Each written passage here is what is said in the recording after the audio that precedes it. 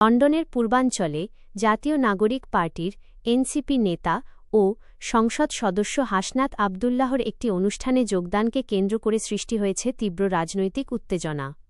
ডিম নিক্ষেপ, পাল্টাপাল্টি স্লোগান, বিক্ষোভ এবং পুলিশি হস্তক্ষেপ সব মিলিয়ে ঘটনাটি প্রবাসী বাংলাদেশি রাজনীতিতে নতুন করে আলোচনার জন্ম দিয়েছে। সোমবার 15 জুন পূর্ব লন্ডনের একটি কমিউনিটি ভেন্যুতে এনসিপি ইউকে অ্যালায়েন্সের আয়োজনে অনুষ্ঠিত সভাকে ঘিরে বিকেল থেকেই দুই পক্ষের সমর্থকদের অবস্থান নিতে দেখা যায়। একদিকে হাসনাতের সমর্থকরা অনুষ্ঠান সফল করার প্রস্তুতি নেন, অন্যদিকে আওয়ামী লীগপন্থী বিভিন্ন গ্রুপ সভার বাইরে প্রতিবাদ কর্মসূচি পালন করে। পরিস্থিতি ক্রমেই উত্তপ্ত হয়ে উঠলে এলাকায় অতিরিক্ত পুলিশ মোতায়েন করা হয়। নির্ধারিত সময়ের কয়েক ঘণ্টা পর কড়া নিরাপত্তা বেষ্টনীর মধ্য দিয়ে হাসনাত আবদুল্লাহ অনুষ্ঠানস্থলে প্রবেশ করেন। এ সময় তার দিকে ডিম নিক্ষেপের ঘটনা ঘটে বলে প্রত্যক্ষদর্শীরা জানান। তবে কোনো শারীরিক ক্ষয়ক্ষতির খবর পাওয়া যায়নি। ঘটনার আগে লন্ডনের অন্য একটি এলাকায়ও হাসনাত আবদুল্লাহকে ঘিরে উত্তেজনাকর পরিস্থিতি সৃষ্টি হয়। সেখানে তার সফরসঙ্গীদের সঙ্গে কয়েকজন বিক্ষোভকারীর বাকবিতণ্ডা ও ধাক্কাধাক্কির ঘটনা সামাজিক যোগাযোগ মাধ্যমে ছড়িয়ে পড়ে। একটি ভিডিওতে একজন এনসিপি নেতার গায়ে ডিম লাগার দৃশ্যও দেখা যায়।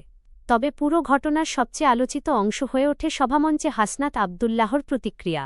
হাতে একটি ডিম নিয়ে তিনি রাজনৈতিক প্রতিপক্ষকে উদ্দেশ্য করে বক্তব্য দেন, যা পরে সামাজিক যোগাযোগ মাধ্যমে ব্যাপকভাবে ছড়িয়ে পড়ে।